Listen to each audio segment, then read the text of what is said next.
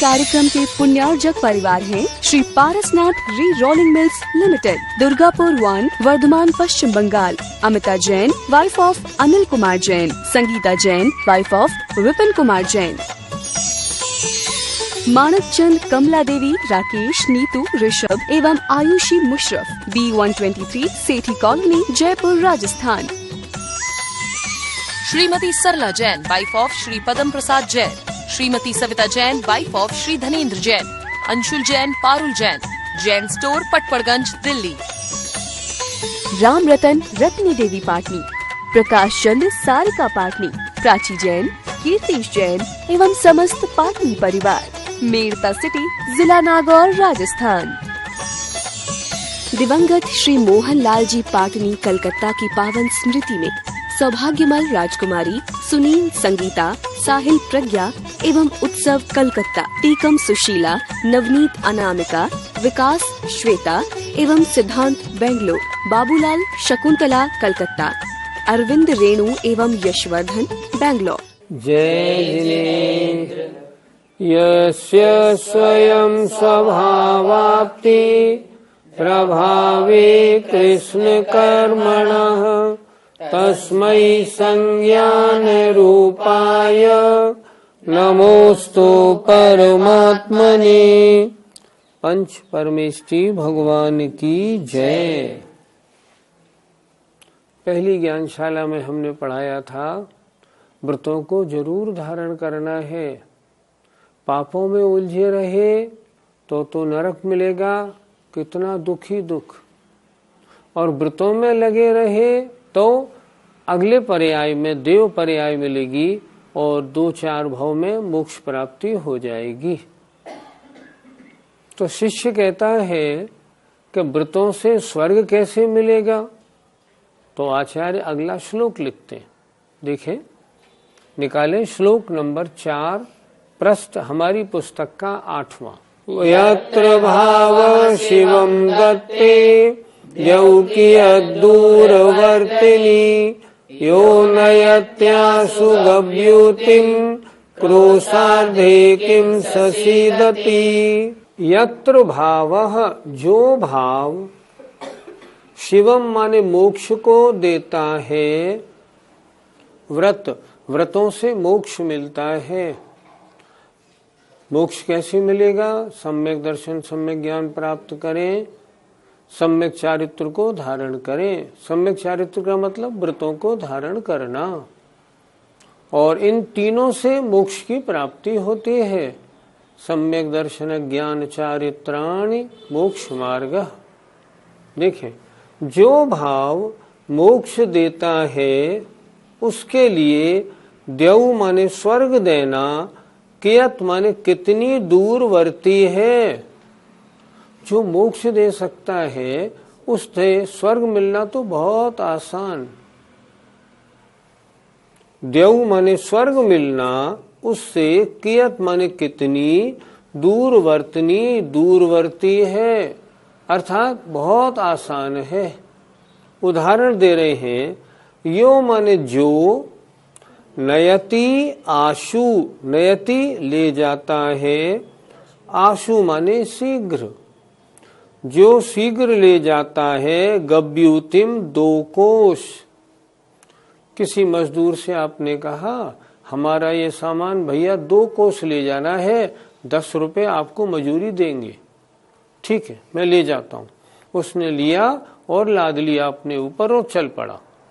तो जो ले जाता है, आशु माने शीघ्र, गव्यूतिम 2 कोश, उसके लिए क्रोशार्धे आधा कोश जाना, किम माने क्या, स माने वह, सीदती दुखी हो सकता है। आधा कोश चल के हम उससे कहें भैया चलो तुम यहीं छोड़ दो, अपने रुपए लो और चले जाओ, दुखी होगा कि सुखी? बहुत सुखी होगा। ये तो अच्छा काम रहा। तो ये कह रहे हैं जो व्रत हमें मोक्ष ले जाने वाले हैं, अगर वो स्वर्ग नहीं दे सकते, क्यों नहीं दे सकते? स्वर्ग देना तो उनके लिए बहुत इजी, बहुत आसान है। फिर देखें, जो भाव मोक्ष देने वाला है उसके लिए स्वर्ग देना कियत माने कितनी दूरवर्ती है, कितना कठिन है, कुछ कठिन नहीं। उदाहरण कह रहे हैं, यो माने जो, नयति ले जाता है, आसु माने शीघ्र, 2 कोस, जो शीघ्र ही 2 कोस तक ले जाता है, वह क्या क्रोशार्धे आधे कोस ले जाने में सीदती दुखी हो सकता है? कभी दुखी नहीं होगा। इसी तरह व्रतों से मोक्ष मिलता है, उनसे स्वर्ग मिलना वो तो बहुत ही आसान है, उसके बारे में तो सोचना ही नहीं। व्रतों को धारण करने से हमें क्या लाभ होता है? 2 चीजें हैं, पाप या अव्रत, और पापों को छोड़ना व्रत। अगर पापों में उलझे रहेंगे तो पाप कर्मों का आश्रव होगा, और व्रतों को धारण करेंगे तो पुण्य कर्म का आश्रव होगा, कर्मों की निर्जरा होगी। महान निर्जरा में कारण तो चारित्र ही है, और वो चारित्र व्रत धारण करने से होता है। इसलिए व्रत धारण करने से क्या लाभ है? व्रत धारण करने से कर्मों की महान निर्जरा होती है, महान पुण्य का बंध होता है, पापों का नाश होता है। इसलिए मनुष्य पर्याय में व्रतों को धारण करने के बारे में अवश्य सोचना चाहिए। एक बार हमने आचार्य से प्रश्न किया, आचार्य हमारे मन में व्रत लेने के परिणाम क्यों नहीं बनते? तो आचार्य ने मंच से इसका उत्तर दिया, आप इतने लोग बैठे हैं, व्रतों को धारण नहीं करते, हमें तो ऐसा लगता है कहीं आपके नरक तरेंच आयु का बंध तो नहीं हो गया। अगर आपको नरक तरेंच आयु का बंध नहीं हुआ है, इसकी गारंटी प्राप्त करनी है, तो व्रतों को धारण जरूर करें। भगवान की पूजा स्वर्ग देने वाली है या मोक्ष देने वाली है? आप रोज पूजा बोलते हैं, जरा इस पे तो विचार करें, पूजा में आप बोलते क्या हैं? देखो, मैं वंदू जिन देव को कर अति निर्मल भाव, क्यों? कर्म बंध के छेद ने और न कछु उपाव। मैं भगवान की पूजा क्यों कर रहा हूँ? क्योंकि कर्म बंधन को नष्ट करने के लिए और कोई उपाय नहीं। इसका मतलब क्या हुआ? पूजा करना भी कर्म निर्जरा में कारण है। आप रोज बोलते हैं, भुक्ति मुक्ति दातार 24 जिन राजवर, 3 पद मन वच धार, जो पूजै सो बोलिए शिव लहे। शिव का मतलब मोक्ष। भुक्ति मुक्ति दातार, ये भगवान की पूजा, भुक्ति माने सांसारिक भोगों को तो देती ही देती है, मुक्ति दातार मुक्ति को भी देती है। लेकिन अगर सांसारिक भोगों की कामना लेके पूजा की जाती है तो पाप बंद होता है। आप गेहूं के लिए खेती करिए, भूसा तो आपको मिलेगा ही मिलेगा। उसी तरह भगवान की पूजा तो मोक्ष की ओर ले जाने वाली है। इसलिए बिना सांसारिक भोगों की आकांक्षा के पूजा करनी चाहिए। क्या पूजा करने से मोक्ष की प्राप्ति हो जाएगी? मोक्ष की प्राप्ति का वर्णन 2 तरह से होता है। एक कारण साक्षात कारण होता है, एक कारण परंपरा कारण होता है। भगवान की पूजा, अगर कोई ये कहे पूजा करते करते मोक्ष हो जाएगा, नहीं होगा। क्यों नहीं होगा? भगवान की पूजा परंपरा कारण है। लेकिन जैसे शुद्धोपयोग साक्षात कारण है। इसलिए पूजा करते करते मोक्ष प्राप्ति नहीं होगी, लेकिन जो पूजा नहीं करेगा ना, उसे शुद्धोपयोग भी नहीं होगा। भगवान की पूजा भक्ति करने वाले जीव ही मुक्ति की ओर बढ़ेंगे, पूजा भक्ति से दूर रहने वाले मुक्ति की ओर नहीं बढ़ पाएंगे। इसलिए पूजा करना परंपरा मुक्ति का कारण है, और शुद्धोपयोग मुनि बन के धर्म ध्यान शुक्र ध्यान लगाना, ये साक्षात मुक्ति का कारण है। पंडित जी, क्या रत्नत्रय को धारण करने से सांसारिक सुख मिलते हैं? जब हमने पहले रत्नकरंडक श्रावकाचार पढ़ाया था तब उसके श्लोक नंबर 36 से लेकर 41 तक आचार्य समर्थभद्र महाराज ने बहुत अच्छी तरह चर्चा की है। ओजस तेजो विद्या अमरा सुरनर पतिभिर अष्टगुण पुष्टि तुष्टा शिव मजर मरुज मक्षय। ये सारे श्लोक ये बता रहे हैं कि जितने इस संसार के उत्कृष्ट पद हैं, चाहे वो तीर्थंकर पद हो, बलभद्र हो, चक्रवर्ती हो, नारायण प्रतनारायण तेसर शलाका पुरुष हो, अगर शलाका पुरुषों को शलाका पुरुष बने की प्राप्ति होती है, कारण है मात्र सम्यक दर्शन और सम्यक्त सहित चारित्र का धारण। ये सारे जो ऊंचे ऊंचे पद हैं मनुष्य पर्याय के, ये उन्हीं जीवों को प्राप्त होते हैं जो सम्यक दृष्टि और मुनि बनते हैं। बिना सम्यक्त के ये पदों की प्राप्ति नहीं होती। अर्थात समझना ये है, सांसारिक सुखों में जो टॉप मोस्ट सुख है, सबसे श्रेष्ठ वैभव है, सम्यक दृष्टि को ही प्राप्त होता है। लेकिन सम्यक दृष्टि कैसा होता है, उनको प्राप्त करके भी उनमें उलझता नहीं, क्योंकि उसको वो उपयोगी नहीं लगते। लेकिन प्राप्त होगा तो सम्यक दृष्टि को ही होगा। शिष्य ने फिर पूछा, शिष्य तो पूछता ही रहता है कि भगवान स्वर्ग में सुख कैसा मिलता है। फिर आचार्य पूज्यपाद स्वामी ने अगला श्लोक लिखा। देखिए श्लोक नंबर 5। ऋषि कजुमनातंकम दीर्घ कालोपलालितम नाके नाकौकसाम सौख्यम नाके नाकौकसामिव। देवों का सुख कैसा होता है। देखिए ऋषि कजम, माँ इधर ले आइए हलंत, यहाँ कर दीजिए अनातंकम।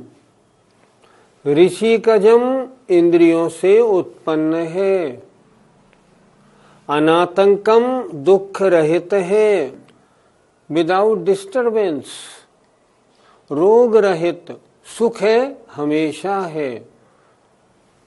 क्या हुआ, ऋषि कजम देवों का सुख इंद्रियों से उत्पन्न होता है, अनातंकम दुख रहित होता है, उसमें कोई रुकावट बीमारी कुछ नहीं होती, और दीर्घ काल बहुत समय तक उपलालितम प्राप्त होने वाला होता है।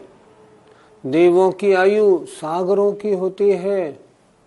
पहले स्वर्ग की आयु 2 सागर, एक सागर में असंख्यात वर्ष, दीर्घ काल मतलब बहुत समय तक प्राप्त होने वाला होता है।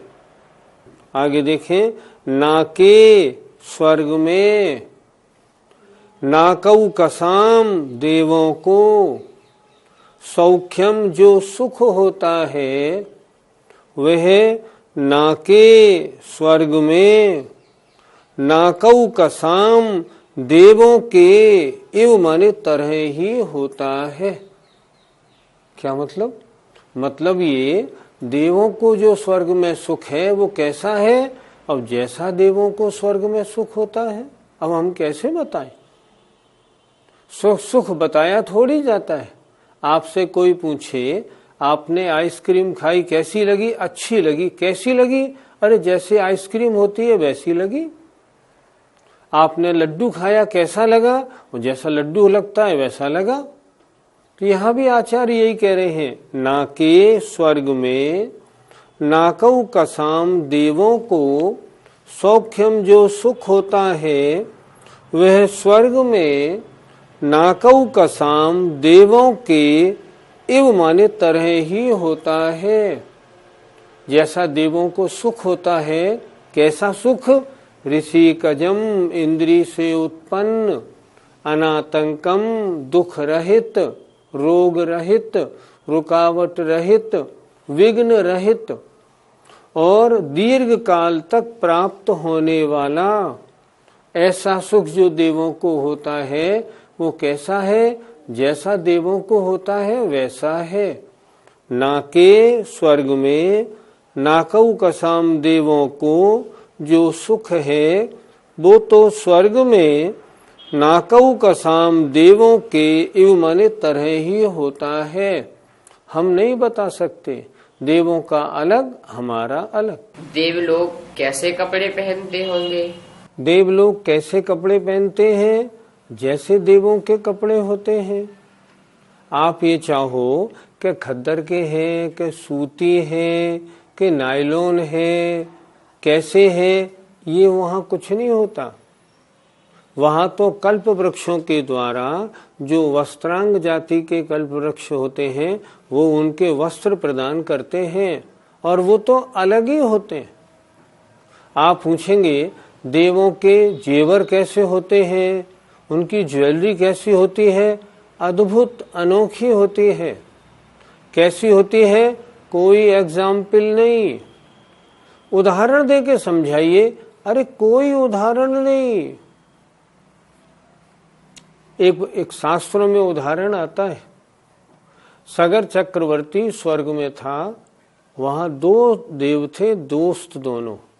वो दोनों ये कहते थे कि हम में से पहले जिसकी आयु खत्म हो वो नीचे जाके मनुष्य बनेगा, और मनुष्य बन के अगर विषयों में उलझ जाए तो दूसरा देव उसको सुलझाने के लिए जाए कि तुम क्यों उलझ गए।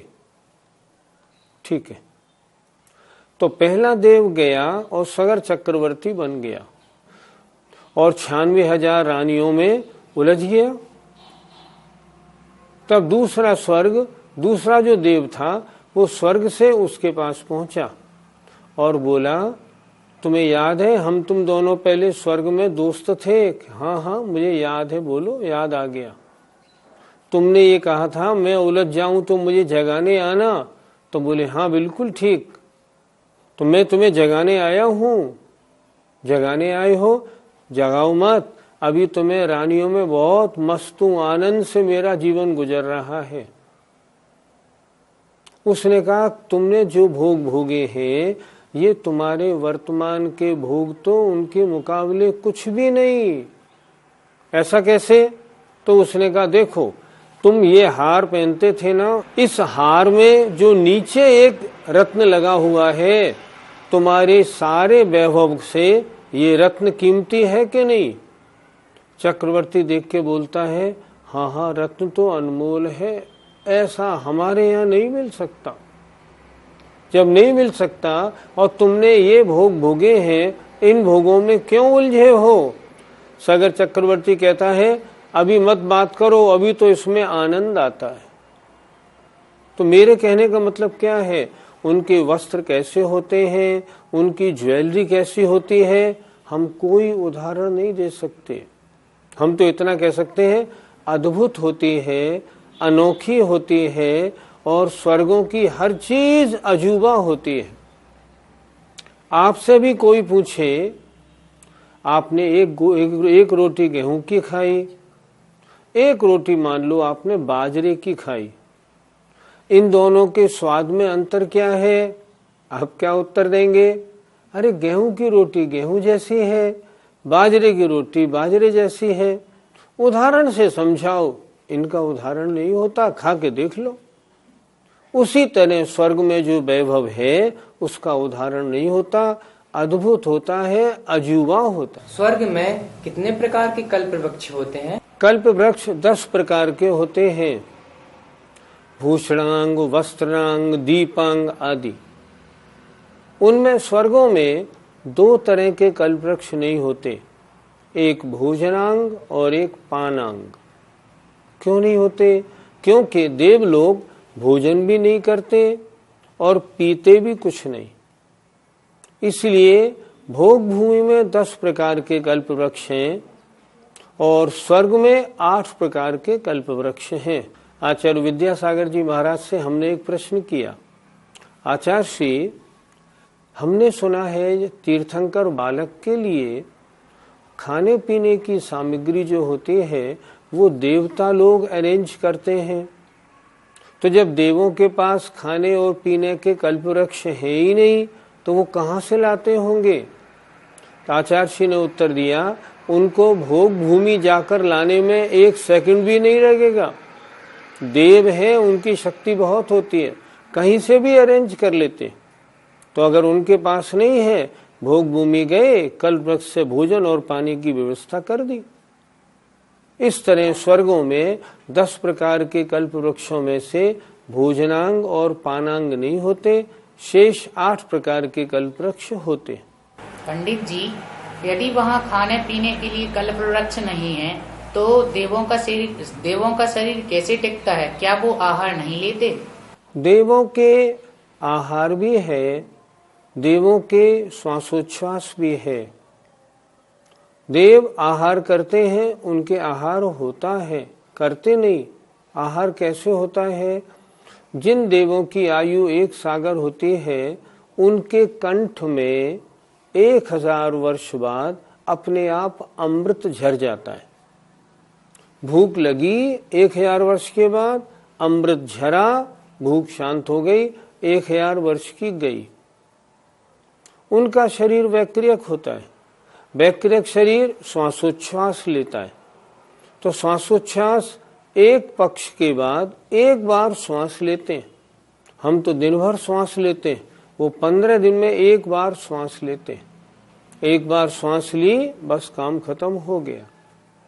इसलिए उनके आहार तो है, पर जैसे हम खाते पीते हैं या जैसे हम पानी पीते हैं, शरबत पीते हैं, ठंडाई पीते हैं, ऐसा पीना खाना नहीं होता। उनका अमृतमयी भोजन है, और जितने सागर की आयु उतने 1000 वर्ष बाद, मान लो सर्वार सिद्धि के देव हैं, 33,000 वर्ष बाद उनके कंठ में अमृत झरेगा, और झरा फिर 33,000 वर्ष तक की छुट्टी हो गई। इस तरह उनके आहार होता है। यहाँ पर दीर्घ काल से क्या समझना चाहिए? दीर्घ माने बहुत, काल माने समय। उनको जो वैभव मिलता है, जो भोग उन्हें मिलते हैं, बहुत समय तक भोगे जाते हैं उनके द्वारा। क्यों बहुत समय तक? कोई देव ऐसा नहीं होगा जिसकी आयु 10,000 वर्ष से कम हो।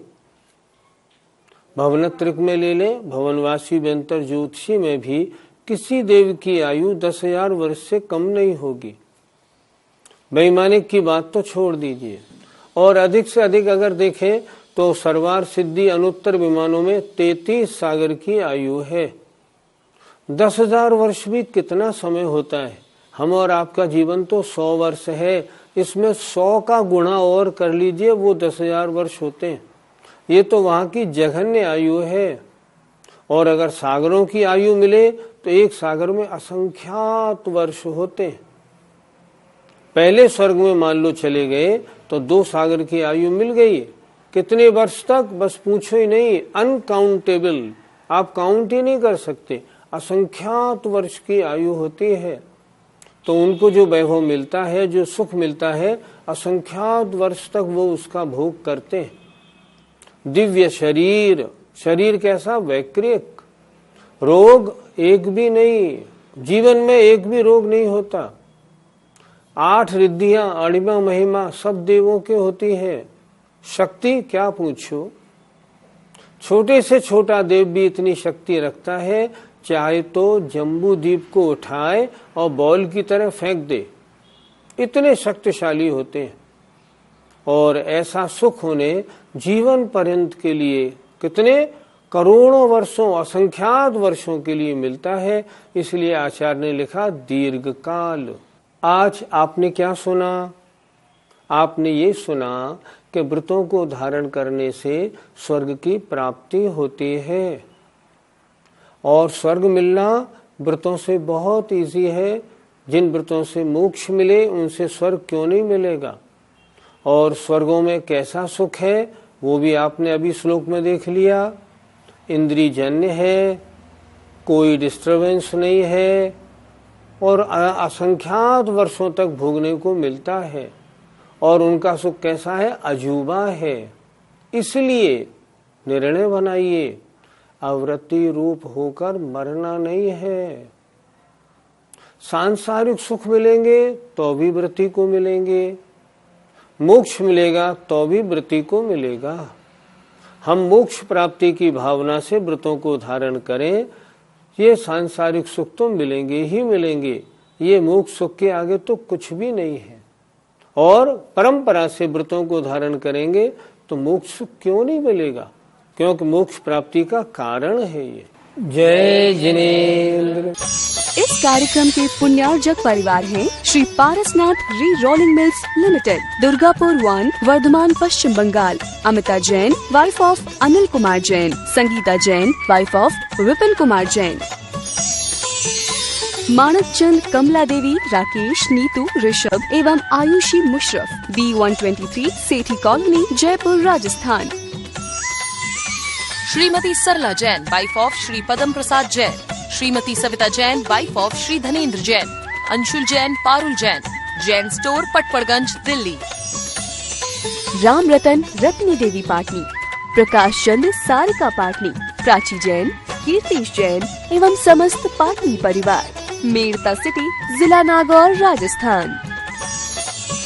दिवंगत श्री मोहन लाल जी पाटनी कलकत्ता की पावन स्मृति में सौभाग्यमल राजकुमारी, सुनील, संगीता, साहिल, प्रज्ञा एवं उत्सव कलकत्ता, टीकम सुशीला, नवनीत अनामिका, विकास श्वेता एवं सिद्धांत बेंगलोर, बाबूलाल शकुंतला कलकत्ता, अरविंद रेणु एवं यशवर्धन बेंगलोर।